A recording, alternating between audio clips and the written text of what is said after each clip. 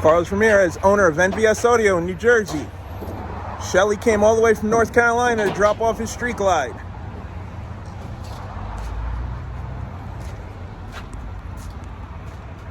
Like the hat, Nick? Hey, Carlos. Yes, sir. Hey, man, I want to surprise them boys these shop.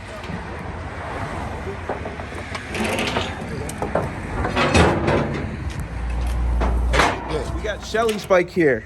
Came all the way from South Carolina. So he's got a 19-inch screen molded into the back of the tour pack, which is pretty cool. The screen is motorized.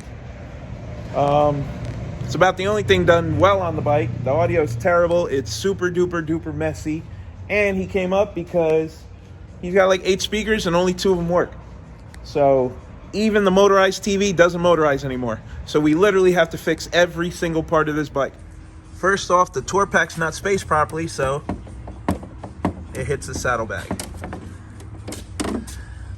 Really good equipment, but look at the way it's thrown in there. And then, if you know anything about woofer excursion, I'm pretty sure that that speaker is slamming into this metal mesh. You're supposed to use a spacer when you do that. And when they cut the bags, they didn't draw a line on the fairing, so now you have exposed screws. It's not a good look in the back. If you're gonna mount the amplifier in the bag, why wouldn't you flip the amplifier around? That way the connections are on the bottom and it would look neater.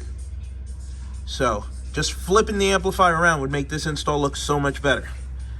Why are there butt connectors in the bag and then you have 2 wires going into 1 wire? Why wouldn't you just solder that? Fine. Hole on the top of the saddlebag. You already know how I feel about that. So we have hole, hole, hole.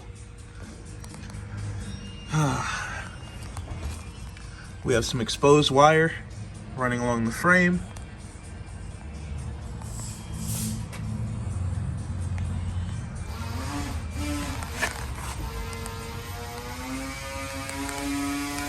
I don't know why they decided to put the relay right there. That could have been hidden under the seat. We got some noise coming through the speakers when we hit the air ride switches.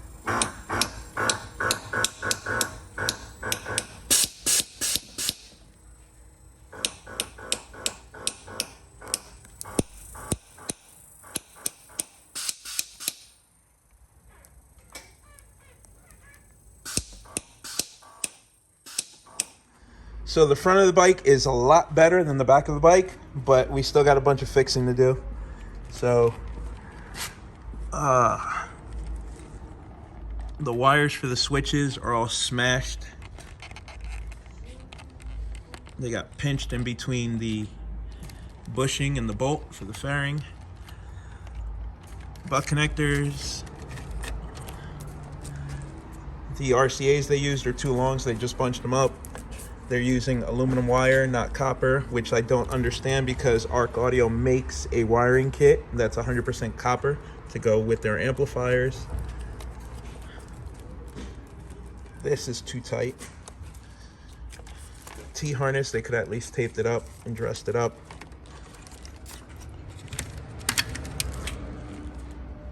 What is that?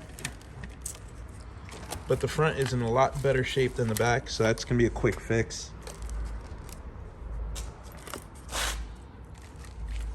Grounding to the frame. No.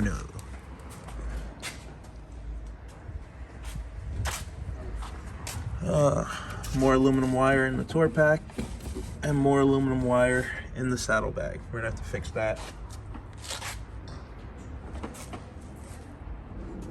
The bike has 10 speakers and no DSP, 2 amplifiers, and that is exactly why we can't control the sound.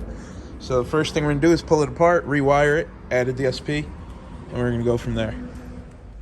Okay, this is upsetting. Instead of rerouting the connector to where it can comfortably lay, like here, they smushed it up against it and just grinded down the connector until the cover went back on.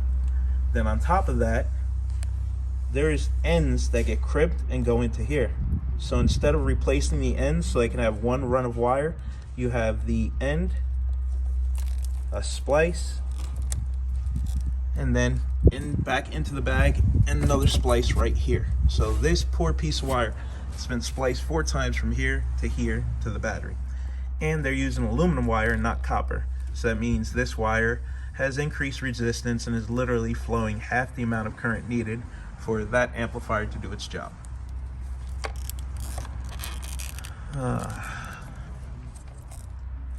Then we have some more splices here, some more quick disconnects here, some more splices there.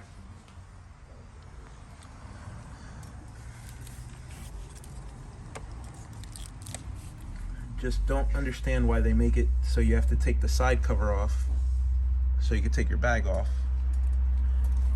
And then on top of that, there's quick disconnects here, but there's no quick disconnect on this wire. So you can't take the bag off anyway, because this wire runs that way, and that way, and that way, and all the way up to the front. So I guess it was worked on by 2 different people. This wire has a quick disconnect, but this one also doesn't have a quick disconnect. So whoever installed this gave me the ability to remove his bags. Whoever installed this did not.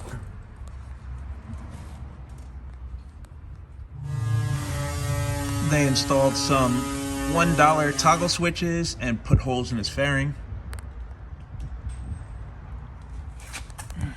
Now, if the customer spent the money for these switches for the air ride, don't you think he would have spent the money for the factory Harley auxiliary switches here instead of letting you do that? I have a feeling you didn't give the client the option.